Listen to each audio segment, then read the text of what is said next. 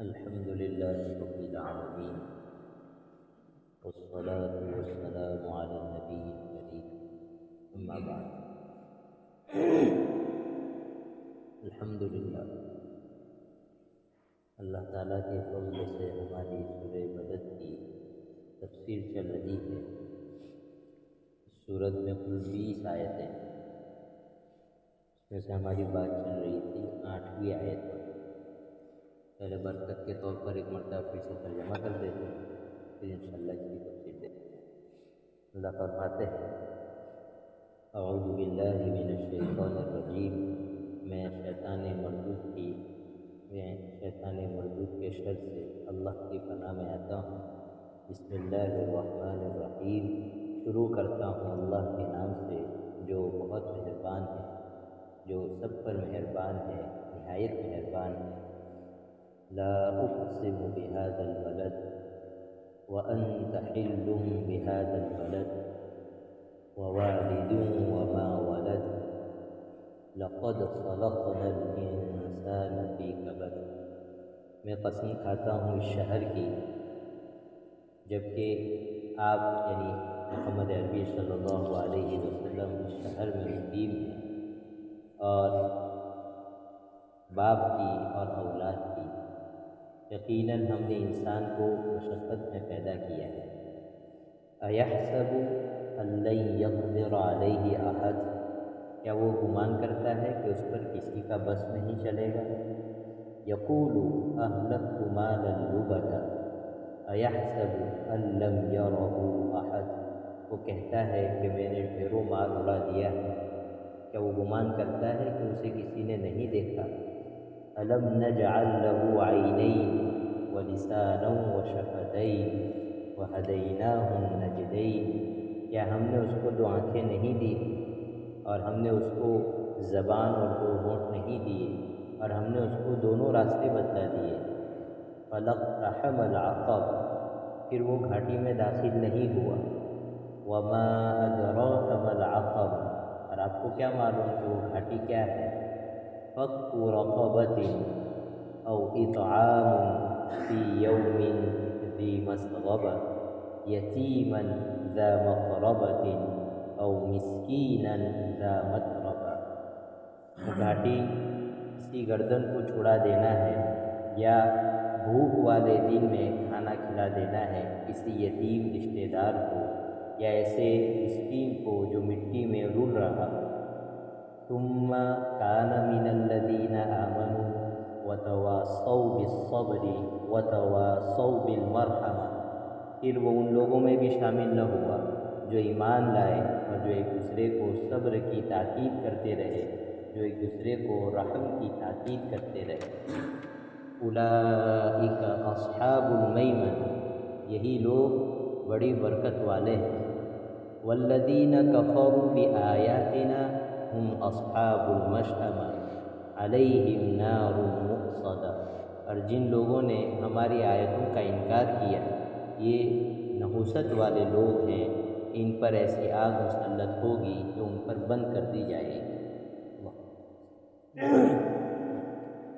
اس صورت کا main topic تو یہ تھا کہ اللہ تعالیٰ نے بیان کیا ہے کہ ہم نے انسان کو مشقت میں پیدا کیا ہے، جس کا تقاضا یہ ہے کہ انسان اپنے اللہ کو پہچانے، لیکن پہچانتا نہیں ہے اور اوپر سے اللہ کے مقابلے میں کھڑا ہوتا ہے۔ تو جب ایسا کوئی چھوٹا کرتا ہے یا کوئی ایسا آدمی کرتا ہے جس کا سامنے والا جس کے مقابلے میں وہ کھڑا ہوا ہے اس کے بہت سارے اس پر احسانات ہو، تو اس کو راستے پر لانے کی ایک ٹپ یہ بھی ہوتی ہے کہ اس کو احسان بتایا جاتا ہے کہ دیکھو تم ایسے تھے تو ہم نے تمہارے ساتھ یہ معاملہ کیا، یہ معاملہ کیا، یہ معاملہ کیا۔ ان سب احسانوں کا تقاضا یہ ہے کہ تم ہماری بات کو مانو۔ تو اللہ تعالیٰ بھی انسان جب گناہوں کے راستے پر چلتا ہے تو اللہ اپنی نعمتیں گناتا ہے، اور جیسے بچہ بہت بگڑ گیا ہو اور راستے سے بالکل ہٹ گیا ہو اور باپ کی ایک نہ سنتا ہو تو کبھی ماں لے کر بیٹھتی ہے اور باپ کی قربانی والے دن یاد دلاتی ہے۔ ماں کہتی ہے کہ آج تو ابو بوڑھے ہو گئے اور کما نہیں رہے، لیکن کچھ دن ایسے بھی گزرے ہیں جب تم چھوٹے تھے، تم بیمار تھے تو تمہارے لیے رات بھر یہی بن جاتا۔ ماں یاد دلاتی ہے کہ تمہارے لیے باپ بھری دھوپ میں جو ہے سڑکوں اور بازاروں کی کھاک چھانتا پھرتا تھا، محنت کرتا تھا، تب جا کر تم نے آج جو ہے چلتا پھرتا بڑا نوجوان تیار کیا۔ اس کے اندر کی جو اپنائیت والے جذبات ہوتے ہیں، جس آدمی کی طبیعت شریف ہو اس کے لیے، وہ آدمی کے جو ہے پیدا ہو جاتے ہیں اور آدمی صحیح راستے پر آئے۔ تو اسی طرح جو کافر ہیں اور مسلمان نافرمان ہیں، انہیں اللہ کہتا ہے کہ تھوڑا دیکھیے، ہم نے تمہیں دو آنکھیں دے رکھی ہے، زبان دے رکھی ہے، صحیح اور غلط کی سمجھ بوجھ دے رکھی ہے، اور کیا چاہیے؟ تو اللہ نے یہ بات فرمائی ہے، الم نجعل لہ عینین، کیا ہم نے تمہیں دو آنکھیں نہیں دی؟ یہ جو ایک بات اور ذکر کی گئی تھی کہ جب نعمت دی جاتی ہے تو قرآن کریم اس نعمت کا ریفرنس دے کر، حوالہ دے کر یہ کہنا چاہتا ہے کہ اس نعمت کے حاصل ہونے کے نتیجے میں سب سے بڑی چیز جو قرآن کریم چاہتا ہے وہ یہ ہے کہ نعمت دینے والے کے ساتھ کانٹیکٹ میں آ جاؤ۔ نعمت کا صحیح استعمال کرو، گناہ میں استعمال مت کرو، اور اس کا مقصد یہ ہے کہ شکریہ ادا کرو۔ مطلب یہ ہے کہ بھائی جس نے نعمت دی اس کے ساتھ کنیکٹ ہو جاؤ۔ لہذا جو آدمی شکر ادا کرنے کا عادی ہوتا ہے، اللہ تعالیٰ کے ساتھ اس کا خاص تعلق پیدا ہو جاتا ہے، اور ایسا سمجھو کہ الگ سے اس کے لیے نعمتوں کا ایک دروازہ کھول دیا جاتا ہے جو عام بندوں کے لیے نہیں ہوتا ہے۔ ایک آدمی ہے، آنکھ کا استعمال کر رہا ہے، لیکن کبھی اسے احساس نہیں ہوتا کہ آنکھ دی ہوئی کس کی ہے؟ اللہ کی۔ اس پر شکریہ ادا نہیں کرتا، اس کو جو ہے گناہ میں استعمال کرنا چاہا، گناہ میں استعمال کر لیا، اپنی ضرورت کی جائز چیز میں استعمال کرنا چاہا، اس میں بھی استعمال کر لیا، لیکن اللہ کی جانب اس کا دھیان نہیں ہے۔ یہ ایک آدمی۔ ایک دوسرا آدمی ہے جو ہر موقع پر جو ہے اللہ کا شکر ادا کر کے اس کی نعمت کو استعمال کرتا ہے۔ اللہ کہہ رہے ہیں کہ اس کے ساتھ ہمارا معاملہ الگ ہو، دونوں کے ساتھ ایک جیسا معاملہ نہیں۔ قرآن میں اللہ کہتے ہیں لئن شکرتم لأزیدنکم وَلَئِن كَفَرْتُمْ إِنَّ عَذَابِي لَشَدِيدٌ، کہ ہماری دی ہوئی نعمتوں کا شکریہ ادا کرو گے تو ہم بہت زیادہ نعمتیں دیں گے، لیکن اگر ناشکری کرو گے تو پھر ہماری سزا جو ہے وہ بہت زیادہ سخت۔ لہذا پچھلی مجلس میں بات آئی تھی کہ آج جب اللہ نے ہمیں نعمت کے طور پر دی ہے تو پہلا کام یہ ہے کہ ہم اس کو گناہ میں استعمال نہیں کریں گے۔ دوسرا کام یہ ہے کہ نیکی اور ضرورت کی جائز چیزوں میں بھی استعمال کریں گے تو دل میں اللہ کے احسان مندی کا، شکریہ کا جذبہ رکھ کر استعمال کریں گے۔ اب ہمیں سوچنا ہے کہ پچھلے ہفتے سے لے کر اس ہفتے تک پورے 7 دن گزر گئے، بتائیں ذرا کہ کنہیں کنہیں اللہ نے یہ توفیق دی کہ بھائی بیوی بچوں کو دیکھ کر بھی آدمی کہہ رہا ہے الحمدللہ، اللہ آپ کا فضل ہے کہ آنکھ دی ہے تو آج میرے دل ٹھنڈا ہو۔ کس کس نے عمل کرنے کی کوشش کی؟ میں نے ٹوٹی پھوٹی کوشش کی، اور جنہوں نے کیا ہاتھ اٹھاؤ تاکہ پتہ لگے کہ ہم عمل کے لیے سن رہے ہیں، صرف سننے کے لیے نہیں سن رہے۔ یہ چیز تو ہم لوگ جو سنتے ہوئے چلے جا رہے ہیں نا، یہ مقصد نہیں ہے۔ بڑے بڑے جلسے ہوتے ہیں، بیانات ہوتے ہیں، ہم ہر مجلس میں دعا کر کے آئے، ہر محفل میں کہ اللہ میرے لیے عمل کا راستہ کھول دیجیے۔ علم کا راستہ تو کھلا ہوا ہے، مولانا آتے ہیں، جمعہ کے دن بھی بیان ہو رہا ہے، ہفتے میں کتنے بیانات ہو جاتے ہیں، یوٹیوب پر بیانات کا ایک سلسلہ کھلا ہوا ہے۔ اصل جو چیز ہمیں اپنے لیے کھلوانی ہے وہ ہے عمل کا دروازہ۔ کس کا؟ جس پر اللہ کے وعدے ہیں۔ قرآن نے صرف 2 چیزوں پر وعدہ کیا اللہ نے، ان الذین آمنوا وعملوا الصالحات، ان 2 چیزوں پر وعدہ ہے۔ بھائی ایمان لاؤ اور کام کرو۔ صرف ایمان لائے تو بھی بھائی جنت میں تو جائیں گے، لیکن اگر عمل نہیں کیے تو پھر معاملہ جو قانونی معاملہ ہے اللہ کا وہ پٹائی والا ہے کہ پہلے پٹائی کریں گے، حساب کتاب برابر چکتا کریں گے، پھر روانہ کریں گے۔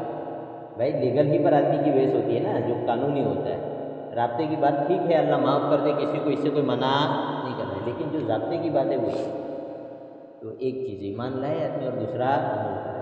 جہاں دین کی بات ہم سنیں، دل میں یہ نیت کریں کہ اللہ اس کی برکت سے ہمیں کائے کی توفیق ہو جائے۔ مفتی شفیع صاحب رحمۃ اللہ علیہ یہ ہمارے یہاں دارالعلوم دیوبند کے مفتی اعظم رہے، پاکستان میں بھی بہت بڑے مفتی رہے حضرت۔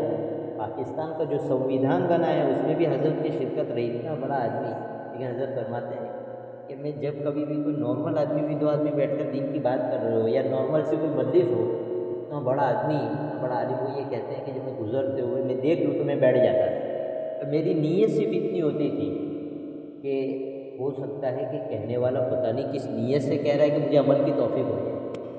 بڑے لوگ ہوتے ہیں نا، وہ تو اتنا مطالعہ کرتے ہیں، ان کے لیے کوئی نئی بات نہیں رہ جاتی۔ کوئی بہت پڑھا لکھا آدمی آ کر یہاں کوئی بڑے عالم سے بیٹھ جائیں گے تو ان کے لیے میری بات کوئی نئی نہیں ہوگی، وہ سب ان کے علموں میں پہلے سے۔ ایک مفتی سعید صاحب تھے ہمارے، ہم سے کہتے تھے کہ 20 سال پڑھو گے، کتنے سال؟ 20 سال، تو علم آنا شروع ہوگا، اور 50 سال پڑھو گے کتاب کا کیڑا بن کر، تو ہم سے کہتے تھے تب جا کر تھوڑی سوجھ ہوگی کہ علم کیا چیز ہے۔ سوچو، اس سے ہمیں معلوم ہونا چاہیے کہ علم بہت بڑی چیز ہے۔ جیسے ایسا فرماتے تھے، ہم نے ان کا پوری زندگی میں یہ بات دیکھی کہ ایک لمحہ بھی ہم نے ان کو کبھی گنواتے ہوئے نہیں دیکھا۔ بڑے سے بڑے لوگ آ جائیں گے، پابندی کے ساتھ بہت بڑا کام کیا، قرآن کی تفسیر لکھی، سب کچھ کیا۔ وہ یہ فرماتے تھے کہ میں نے اتنا پڑھا ہے کہ میں نے پڑھنا بند کر دیا ہے، اس لیے کہ اب جو بھی چیز آتی ہے مجھے ایسا لگتا ہے کہ سب پڑھا ہوا ہے، اتنا تو پڑھنے جو اصل بات مجھے کہنی تھی کہ بھائی بڑے لوگ جو مفتی شفیع صاحب جیسے گزر رہے ہیں، تو انہوں نے 1 سال پورا عالم ہونے کے بعد 1 سال حضرت نے یہاں لائبریری میں گزارا ہے صرف مطالعہ کرنے کے لیے۔ حضرت کا حال یہ تھا کہ حضرت چھٹی ہونے کے بعد کتب خانے والوں کو کہتے تھے بھائی باہر سے بند کر دو، میں اندر بیٹھوں گا، اور جب پڑھائی شروع ہوگی تب میں واپس کلاس میں چلا جاؤں گا، اور بیٹھ کر کتابیں پڑھتے رہتے۔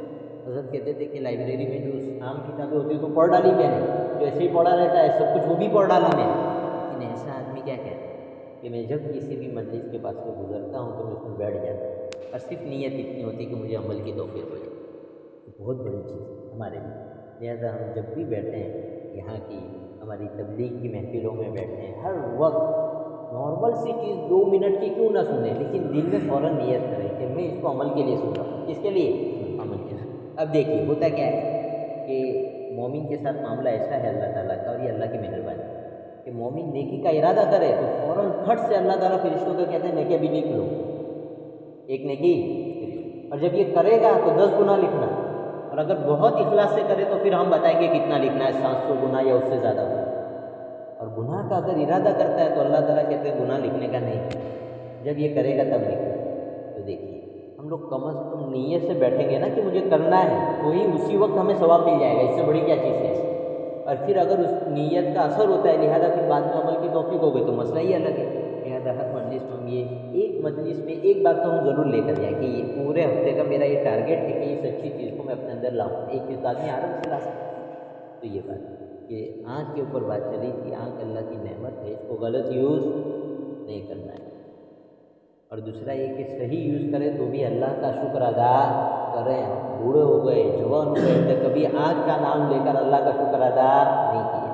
قرآن کریم کی تفسیر سننے کا فائدہ یہ ہونا چاہیے کہ ہم بہت زیادہ کوئی تکلف بھی ضروری نہیں ہے، لیکن جب بھی اللہ توفیق دے اللہ کا شکر ادا کریں کہ اللہ آپ نے مجھے کیا دے رکھی ہے، آنکھ دے رکھی۔ اور یہ شکر کی بہت بڑی بات بتاؤں، جو آدمی نعمتیں سوچ سوچ کر شکریہ ادا کرتا ہے اس سے گناہ نہیں ہوتے، اس سے گناہ بہت بڑی بات بتاؤں ہمارے بزرگوں نے بتائی کہ جو آدمی نعمتوں کو سوچ سوچ کر، جو قرآن کہتا ہے نا یہ نعمت دی یہ نعمت، اس کا مقصد ہے کہ جو ان کو سوچ سوچ کر شکر ادا کرتا رہے گا اسے شرم آئے گی اللہ کی نافرمانی کرتے ہوئے۔ اب سوچئے ایک آدمی ہے دن میں 5 مرتبہ اس کا معمول ہے کہ وہ یہ بار بار اندر دل میں کہتا ہے کہ اللہ یہ آنکھ آپ کی دی ہوئی نعمت ہے، آپ نہ دیتے تو میں بہت زیادہ محتاج ہو جاتا۔ جو آدمی 5 مرتبہ یہ جملہ کہتا ہو، مجالے کے وہ تنہائی میں بیٹھ کر گندی پکچریں دیکھیں تو شرم آئے گی، تھوڑا عجیب سا محسوس ہوگا اس کو کہ میں بہت بڑی غداری کر رہا ہوں اپنے اللہ کے ساتھ۔ یہ بہت ضروری ہے، اصل میں شکر کے راستے سے آدمی جو ہے جنت پہنچتا ہے اور معصیت والے راستے سے ہٹ جاتا ہے۔ اسی لیے جن لوگوں کو ایسے گناہوں کی عادت ہوتی ہے تو اس میں ایک بات یہ بھی بزرگان دین بتاتے ہیں کہ بھائی تنہائی میں بیٹھ کر اللہ کی نعمتوں سوچو تو تمہاری طبیعت جو ہے خود بخود اللہ سے شرم کرنے لگے۔ بھائی کسی کے آدمی کتنا بھی بگڑا ہوا آدمی ہو، کیا اس میں یہ حوصلہ ہے کہ اپنے باپ کو گالی دے منہ پر؟ ہوتا ہے کتنا ہی باپ کا مزاج اس کی طبیعت کے خلاف ہو، پیچھے بولنے کا کہ بابا ایسے ہیں نہیں ایسے ہیں، لیکن سامنے بولنے کی ہمت ہوتی ہے؟ کیوں نہیں ہوتی؟ اس لیے کہ اس کو یہ احساس ہے کہ اس نے مجھے بڑا کیا ہے، ایک لمبی مدت تک اپنے گھر میں رکھا ہے، اپنی کمائی کا کھلایا ہے۔ یہ احساس آدمی کو سامنے غلط بولنے سے روک کر رکھتا ہے، بلکہ پیٹھ پیچھے بھی روک کر رکھتا ہے نہیں رکھتا ہے۔ بس یہی راز ہے کہ جو انسان اللہ کی نعمتوں کو سوچ سوچ کر شکریہ ادا کرے گا وہ آدمی گناہ نہیں کرے گا، اس کو شرم آتی ہے، اللہ کی ذات سے شرم آتی ہے کہ میں کیسے گناہ کروں۔ تو یہ بات ہے۔ دوسری بات یہ سمجھنی تھی کہ پچھلی مجلس میں بات آ گئی تھی کہ بھئی آج کے زمانے کا بڑا گناہ کیا ہے؟ آنکھ کا گناہ۔ اس میں لوگ مبتلا ہوتے ہیں، بزرگان دین کے پاس جاتے ہیں اور کہتے ہیں کہ حضرت 5 سال ہو گئے، 10 سال ہو گئے، 15 سال ہو گئے، میری ایسے عادت پڑی ہے کہ مجھے ایسا لگتا ہے کبھی نہیں چھوٹے گی، ایسے بولتے ہیں۔ تو بزرگان نے 3 طریقے بتاتے ہیں، اللہ تعالیٰ ان کو ڈھونڈتا ہے کہ بھائی اس طرح کر لو، اس طرح کر لو کہ عادت چھوٹ جائے گی۔ تو یہ ایک ٹاپک باقی تھا کہ بھائی اگر عادت پڑی ہوئی ہے تو ہم کیا کریں۔ اس میں سب سے بڑا کام جو کرنے کا ہے، اگر اللہ حوصلہ دے، جو آدمی موبائل کی اس بری صحبت کا عادی بن چکا ہو، اس کا سب سے آسان علاج ہے کہ اللہ ہمت دے تو اس بڑے فون کو ایک سال کے لیے نکال دو۔ یہ نہیں ہو سکتا 1 مہینے کے لیے نکالو، 1 مہینے کے اس سے اسٹارٹ کرو، 1 مہینہ 2 مہینے، اس کو اپنی زندگی سلائی دو، چھوٹے فون پر آئے، صحبت بدلے گی تو عادت بدلے گی۔ یہ سیدھی بات ہے، آدمی کی اٹھک بیٹھک جس کے ساتھ ہوتی ہے وہی خیالات دماغ پر رہتے ہیں۔ اگر ایسی عادت بنی ہوئی ہے، انسان ہے، گناہ ہو جاتے ہیں، نا امید ہونے کی بالکل ضرورت نہیں ہے۔ اللہ نے توبہ کا دروازہ رکھا ہی اس لیے کہ اللہ کو معلوم ہے کہ میرے بہت سے بندے شیطان اور نفس کے شکار ہو جائیں گے، ان کے لیے اللہ نے توبہ کا راستہ رکھا ہے۔ تو یہ توبہ کا راستہ گناہ کرنے کے لیے نہیں ہے، لیکن جن سے گناہ ہو گئے ان کو اللہ واپس بلا رہا ہے۔ واللہ یدعو الی دار السلام، اللہ کہتے ہیں وفروا الی اللہ، اللہ بلا رہے ہیں کہ میری طرف دوڑ لگا کر آؤ۔ کیسے دوڑ لگا کر؟ مطلب یہ ہوگا کہ اسی ارادے کرنے سے کچھ ہونے والا، میں گناہ چھوڑ دوں گا نہیں، اللہ کہہ رہے ہیں دوڑ لگا دو بھائی، کیا کرو؟ دوڑ لگا دو، رکنے کی بات نہیں، سوچنے کی بات نہیں۔ اگر مان لو کہ اس فون کے بارے میں معلوم ہو جائے کہ یہ 5 منٹ کے بعد پھٹنے والا ہے، تو کتنا بھی قیمتی ہوگا گھر سے باہر جائے گا کہ نہیں جائے گا؟ جیب سے نکلے گا یا نہیں نکلے گا کہ بھائی یہ پھٹنے والا ہے؟ تو فوراً جان کا خطرہ آدمی کو لگتا ہے، فوراً نکالتے ہیں۔ تو یہ فون تو ہمارے ایمان کو کوریج کر نکالتا ہے، اس کو ایمان کو دل سے ایمان کی جڑیں کاٹ رہا ہے۔ اور اس کا نتیجہ کیا ہوگا؟ اس کا نتیجہ یہ ہوگا کہ ایسا عذاب آدمی کے اوپر آئے گا جس کو آدمی برداشت نہیں۔ جہنم کا عذاب برداشت کرنے کا حوصلہ کسی میں ہے؟ جہنم کا عذاب کیسا ہے؟ کہتے ہیں کہ بھائی جہنم کا ایک کوئلہ اگر زمین پر رکھ دیا جائے تو پلاسٹک تو دنیا کی آگ سے بہت بعد میں پگھلتا ہے، زمین فوراً پگھل جائے گی، اتنی سخت جگہ ہے جہنم۔ تو مارنے کے لیے غرض جو ہے نا فرشتوں کے، وہ غرض ایسے ہیں کہ جو لوہے کے مارنے کے ہتھوڑے سمجھ لو اس کو، وہ اتنے سخت ہے کہ اگر اس کو صرف فرشتے ان غرضوں کو، ان ہتھوڑوں کو اگر صرف دنیا کے پہاڑ پر یوں رکھ دیں، پٹکے نہیں رکھ دیں، تو بھی ایسے ہیں کہ زمین کے پہاڑ جو ہے ریزہ ریزہ ہو جائے، رائے ہو جائے، سخت ہے۔ اس عذاب کا آدمی حوصلہ کیسے کر سکتا ہے؟ اس لیے اللہ نے کہا کہ دیکھو سدھر جاؤ، اگر سدھرو گے نہیں تو کہہ رہے فَيَوْمَئِذٍ لَا يُعَذِّبُ عَذَابَهُ أَحَدٌ، بہت صاف کہہ دیا قرآن کہ پھر ہم ایسی سزا دیں گے کہ تمہارے تصور اور سوچ میں بھی آ نہیں سکتے۔ وَلَا يُوثِقُ وَثَاقَهُ أَحَدٌ، اللہ کہہ رہے ہیں مجھ سے بڑھ کر سزا دینے والا پھر کوئی نہیں ہوگا۔ اس لیے اللہ بہت بیلنس کے ساتھ سمجھاتا ہے۔ ہمارا معاشرہ کیا ہے، ایک یوں چلا گیا ہے اور ایک یوں بہت کم گئے کہ بھائی ایک تو کہتے ہیں اللہ بہت رحیم ہے، بہت کریم ہے، کچھ نہیں ہوگا۔ یہ بالکل غلط ہے، قرآن نے ایسا نہیں کہا۔ قرآن نے بہت بیلنس بنا کر کہا ہے غافل الذنب وقابل التوب شدید العقاب ذی الطول۔ اللہ نے دونوں تعارف کرایا کہ دیکھو اگر معافی مانگنا چاہتے ہو اور سدھر جانا چاہتے ہو اور یو ٹرن لے کر اگر تم ہمارے وفادار بننا چاہتے ہو تو ہمارا تعارف یہ ہے غافل الذنب، ہم گناہ معاف کر دیں گے، وقابل التوب، اور تم اس گناہ پر جو ہے ندامت کے ساتھ اب نئے راستے پر، دین کے راستے پر آ رہے ہو، کہ اس کو قبول کر لیں اور تمہاری پکڑ کرنے والے۔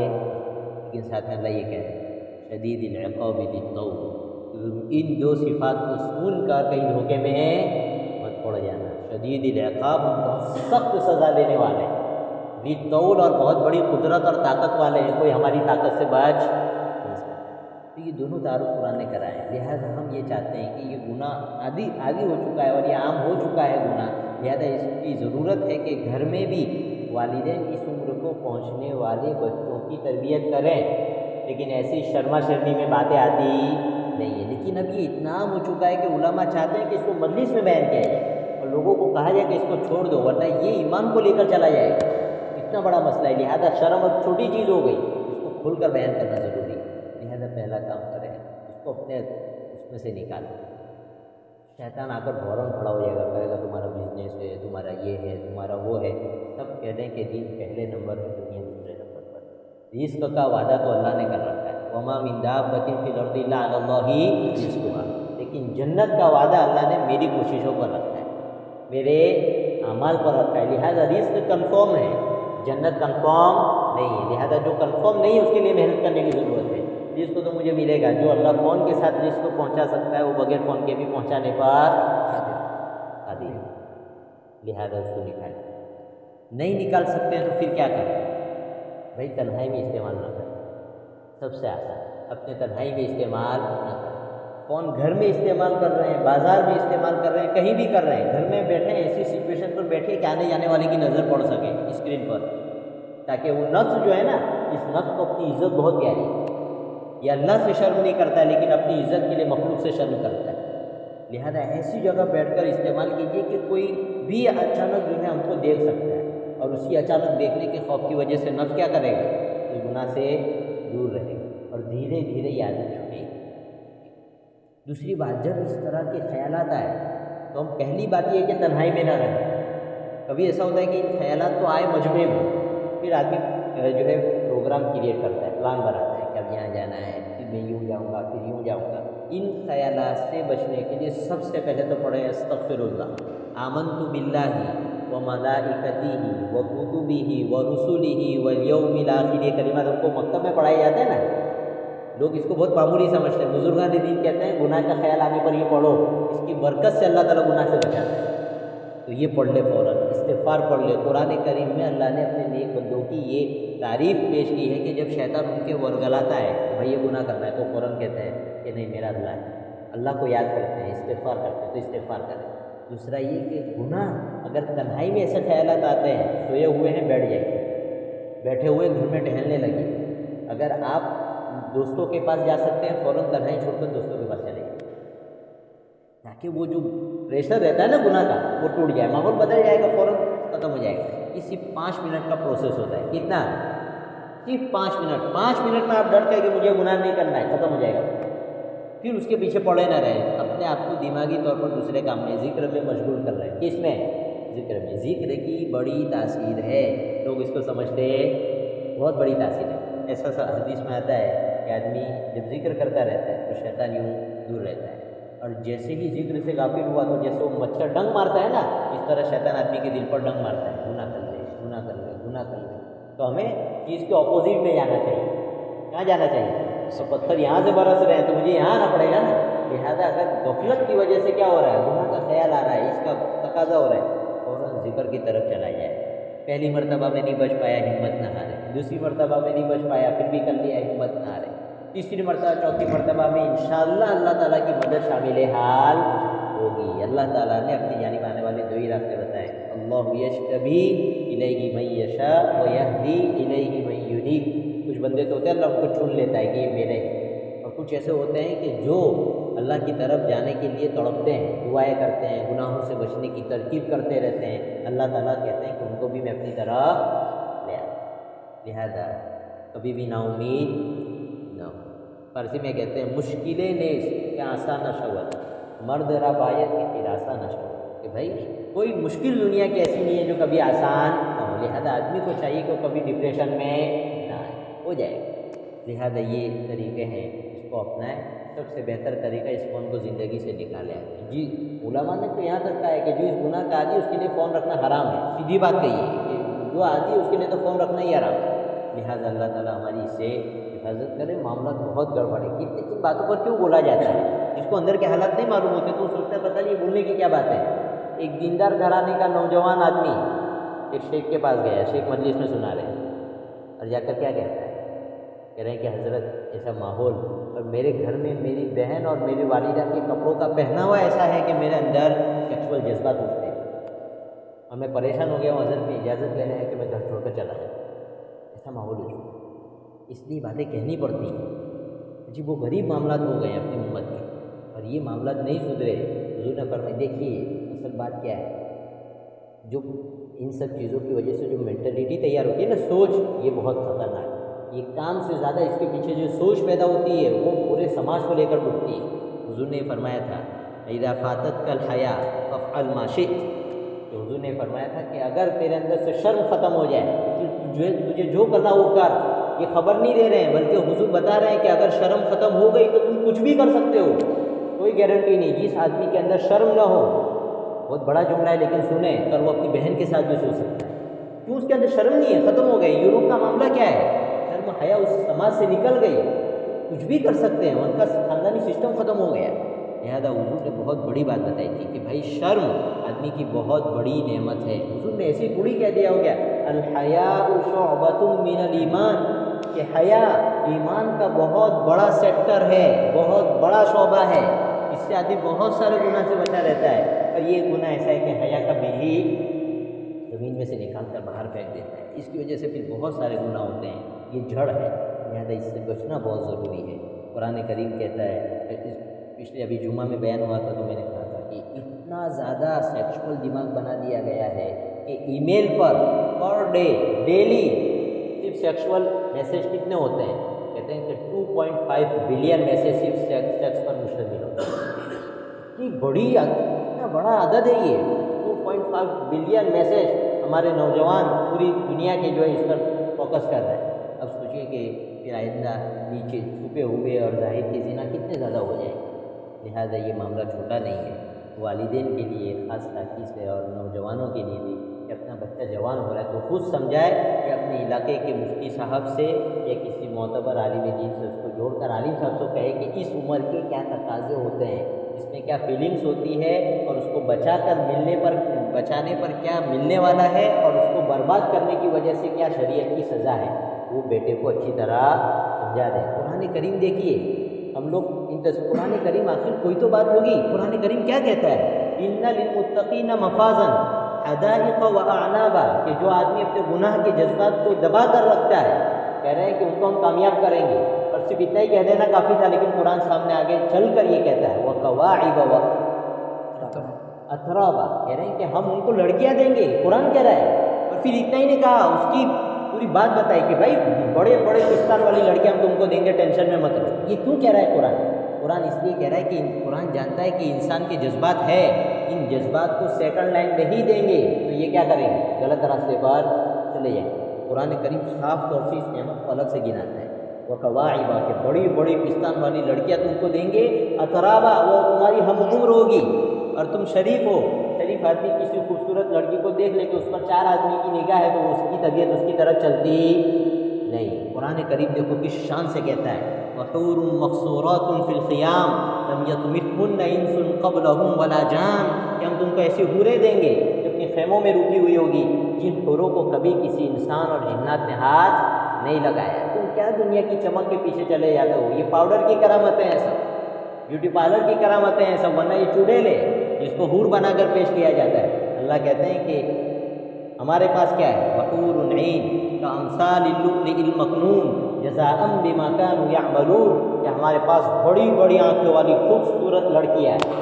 اور ان کی خوبصورتی سمجھنا چاہتے ہو ایسا سمجھو کہ موتیوں کو چھپا کر رکھا گیا ہو. موتی وہ کتنا قیمتی ہوتا ہے، کہ اس کو چھپا کر رکھا گیا ہو تو اس کی خوبصورتی کو کوئی سوچ سکتا ہے؟ کوئی نہیں سوچ سکتا. قرآن کہتا ہے ایسی لڑکیاں دیں گے ہم تم کو، لیکن بس ایک شرط ہے جزاء بما كانوا يعملون. تم دنیا میں یہ عمل کر کے دکھا دو، اپنی جوانی کے جذبات، اپنی بری خواہشات کے جذبات کو دبا کر دکھاؤ، من چاہی کو چھوڑ کر رب چاہی پر آ کر دکھاؤ، ہم تم کو دیں گے یہ سب. قرآن کریم اس کو کھول کر اس لیے بیان کرتا ہے کہ آدمی اپنے جذبات کو پازیٹیو رکھے، نیگیٹو راستے پر نہ جائے. تو یہ قرآن کریم نے الم نجعل له عینین آنکھوں کو نعمت کے طور پر گنایا ہے، جس کا سب سے بڑا تقاضا یہ ہے کہ آنکھوں کو گناہ میں ہم استعمال نہ کریں. آگے قرآن کہتا ہے وَلِسَانٌ وَشَفَتَيْنِ زبان، کہہ رہے ہیں کہ یہ زبان اللہ کی بہت بڑی نعمت ہے. اس نعمت کو بھی غلط جگہ استعمال نہیں کرنا. غلط جگہ تو بہت بڑی بات ہے. بزرگان دین یہ کہتے ہیں، علماء کرام جن کو شریعت کا علم ہے وہ یہ کہتے ہیں کہ بلا ضرورت بولنا گناہ کی بات نہیں، بلا ضرورت جائز بات بولنا بھی آدمی کے دل میں کیا کرتی ہے؟ تاریکی پیدا کرتی ہے. مولانا اشرف علی تھانوی بہت بڑے آدمی گزرے ہیں، دل کے بڑے ڈاکٹر گزرے، وہ کہتے ہیں کہ بلا ضرورت کیسا؟ بلا ضرورت آدمی جائز بات بھی بولتا ہے تو دل کا نور ختم ہو جاتا ہے. اس لیے حضور کے بارے میں آتا ہے کان طویل الصمت، حضور بہت لمبا خاموش رہنے والے تھے، بولنے والے. ہمارے یہاں بولتے ہی رہتے ہیں، بولتے ہی رہتے ہیں. حتیٰ کہ بزرگان دین تو یہاں تک کہتے ہیں علماء کرام سے بھی، جماعت کے ساتھیوں سے بھی، کہ بھائی فضول زیادہ ضرورت سے زیادہ کارگزاریاں بھی بیان مت کرو. کیوں کہتے ہیں؟ اس کی وجہ ڈاکٹر جو چیز دیکھ لیتا ہے نا وہ بیمار کو نظر، ڈاکٹر صاحب جو چیز دیکھ لیتے ہیں وہ بیمار کو نظر نہیں آتی. ان کا ریزن پہ سب چیزیں معلوم ہوتی ہیں.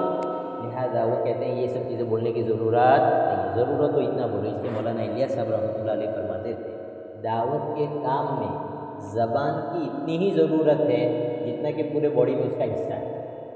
کتنا ہے؟ اتنا سا، بس اتنا ہے۔ باقی کام کاہے کا ہے بھائی؟ دعوت کے کام میں اصل کام تو رونے کا ہے، تنہائیوں میں سودے کروانے کا ہے، لیکن یہ بات تو ہم سے ختم ہو گئی۔ مولانا الیاس صاحب رحمۃ اللہ علیہ کی خوبی کیا تھی؟ حضرت صاحب بول نہیں سکتے تھے لیکن دل میں درد اتنا زیادہ تھا۔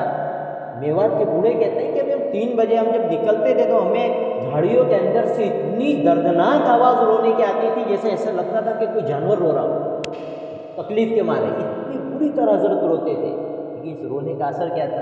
ایک مرتبہ حضرت نے اسٹوڈنٹ میں بات کی، جاپان جماعت بھیجنے کی تھی یا کچھ معاملہ تھا، تو حضرت کی زبان میں لکنت کی، حضرت نے تقریر کی تو اسٹوڈنٹ سب تیار ہو گئے، ہم سب جماعت میں جائیں گے۔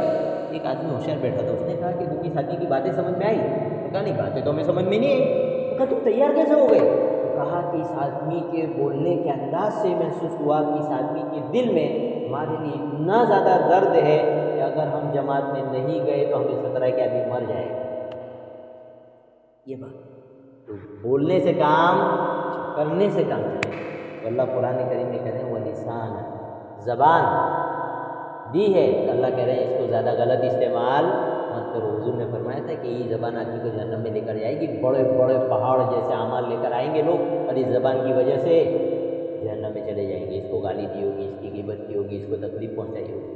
اس لیے 2 باتیں پھر سے اس مجلس کا ہمارا حاصل ہے کہ ہم پورا ہفتہ، پوری زندگی کے لیے، محنت کے لیے تیار ہو جائے، ہماری آنکھ غلط جگہ نہیں پڑے۔ غلط نگاہ، غلط نیت سے پڑھنا تو بہت بڑی بات ہے۔ آدمی نارمل کوئی بیان سن رہا ہے، اس میں غلط ایڑ آ جاتی ہے، اس پر نگاہ پڑنے سے بھی جن کے دل میں نور ہے ان کو فوراً احساس ہوتا ہے کہ بہت کچھ لوٹ گئے، بہت کچھ لوٹ گیا، ان کو احساس ہوتا ہے۔ لہذا آنکھوں کا غلط استعمال نہیں کرنا چاہیے۔ اس کے لیے باقاعدہ اپنے نوجوان بچوں وغیرہ کی تربیت گھر میں ہونی چاہیے، اچھے لوگوں کے ساتھ، علماء کے ساتھ ملاقات کرا کے ہر عمر کی تعلیم دینی چاہیے، اس طرح کہ زبان کا غلط استعمال نہ ہو۔ یہ 2 باتیں بھی اگر پورے سال بھر کی تفسیر میں سے ہمارے اندر اگر پیدا ہو گئی، سمجھو کہ ہم وصول ہو گئے۔ ہم کیا ہو گئے؟ وصول ہو گئے ہمارا بیٹھنا اور ہماری قربانی۔ اللہ تعالیٰ ہمیں عمل کرنے کی